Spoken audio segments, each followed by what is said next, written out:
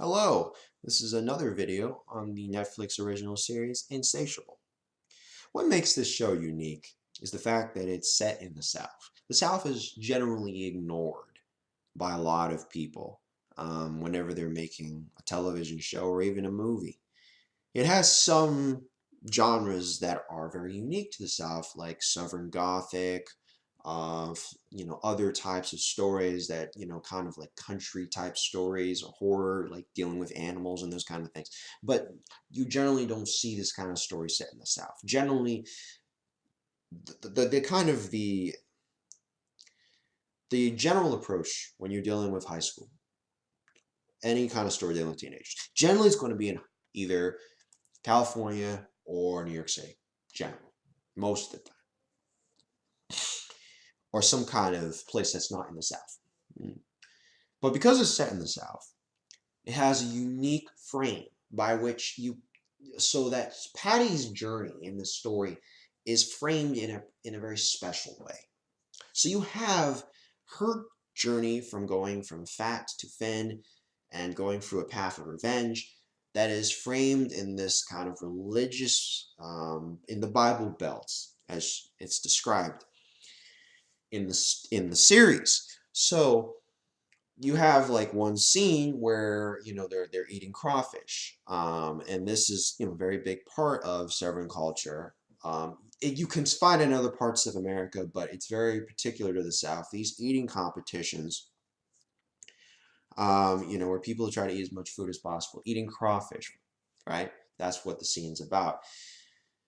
Um, there's a scene that deals with in the particularly the end of the series where um, Patty has escaped capture from Roxy and Stella Rose, and she's running around in the Wiener Taco um, outfit. And there are these guys.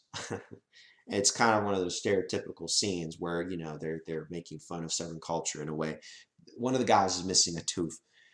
They aim a arrow. They start pulling their arrows, and they start aiming their arrows at her. It's a kind of a commentary on the hunting culture.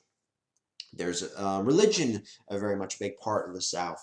And it's very crucial in this story because she has to go through a baptism that her mother didn't do for her.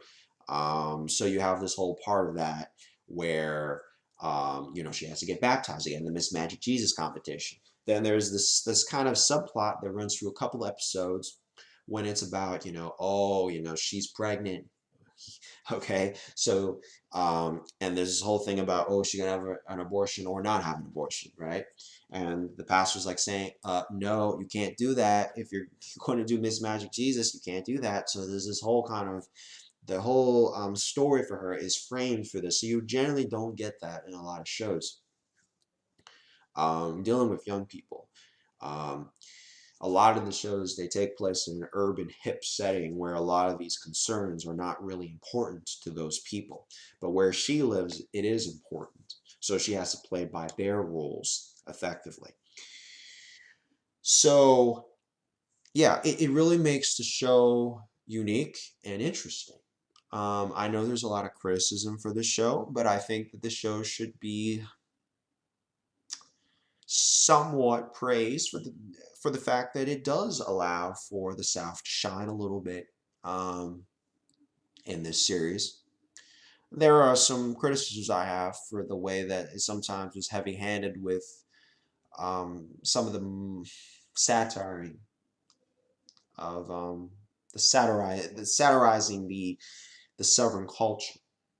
The shame culture, for example, where Bob Armstrong it is kind of shamed, by, just because of one false accusation. It really shows that these people are very gullible, and they'll believe anything. And they'll follow in line and not try to challenge the status quo. I mean, that's, human beings are generally creatures that don't want to challenge the status quo. But anyways, the setting makes the show very unique, and it's really good to see the South shine in this show. So I really wish that more filmmakers and people in charge of making television shows would try to make more um, stories that take place in the South. So that's just my views on the Southern setting in Insatiable.